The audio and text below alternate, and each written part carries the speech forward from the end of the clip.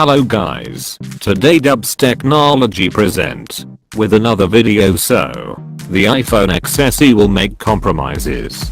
The aforementioned battery won't use the same advanced technology which allowed Apple to squeeze an L-shaped battery into the iPhone X, something it will continue with the iPhone X Plus and second gen iPhone X.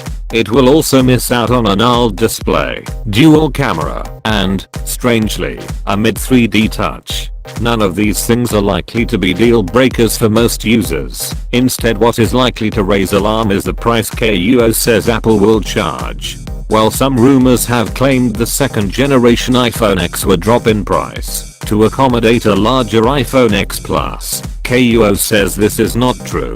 He claims the second gen iPhone X will again start at $1,000. The iPhone X Plus will be priced higher, likely $1,200 to $1,350, while the once cheap iPhone SE will see its iPhone X inspired successor come in at more than an iPhone 8 starting from $700 to $800. Given the current iPhone SE starts from just $349, this will mean its successor more than doubles the price. As such, Apple's cheapest iPhone is likely to be the iPhone 7, which will replace the iPhone 6s in September and start at $449. But why would Apple risk moving iPhones from a 2017 price range of $349 to $1,150 to a potential 2018 price range of $449 to $1,400?